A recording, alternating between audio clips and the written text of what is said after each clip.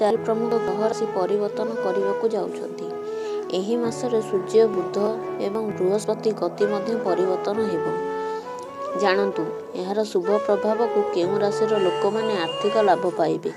ଶନି ଗ୍ରହର ରାଶି ଏବଂ ନକ୍ଷତ୍ରରେ ଗୋଚର ଉଭୟାରି ମାସରେ ଚାରୋଟିଏ ଗୁରୁତ୍ୱପୂର୍ଣ୍ଣ। ଶନି 2 ଫେବୃଆରୀ 2025 ସକାଳ 8:51 ସମୟରେ ପୂର୍ବ ଭାଦ୍ରପଦ ନକ୍ଷତ୍ରରେ ଗୋଚର କରିବେ। ଭାଗ୍ୟର ଗ୍ରହ ବୃହସ୍ପତି 4 ଫେବୃଆରୀ 2025 ଦିନ ଅପରାହ୍ନ 3:09 ସମୟରେ ସିଧାସଳଖ ଗ୍ରହ ପରିବର୍ତ୍ତନ କରିବାକୁ ଯାଉଛି। ବୃହସ୍ପତିଙ୍କ ପରିବର୍ତ୍ତନଶୀଳ ଗତି ଅନେକ ରାଶି ପାଇଁ ଶୁଭକାମନା ଆଣିବ। ବୁଧ ଫେବୃଆରୀ 11 ତାରିଖ ଦିନ 12:58 ସମୟରେ କୁମ୍ଭ ରାଶିରେ ପ୍ରବେଶ କରିବେ। ତାପରେ ଫେବୃଆରୀ 27 ତାରିଖ ରାତି 11:47ରେ ମୀନ ରାଶିରେ ପ୍ରବେଶ କରିବେ। 12 ଫେବୃଆରୀ ବିଳମ୍ବିତ ରାତି 10:03ରେ ସୂର୍ଯ୍ୟ କୁମ୍ଭ ରାଶିରେ ପ୍ରବେଶ କରିବେ।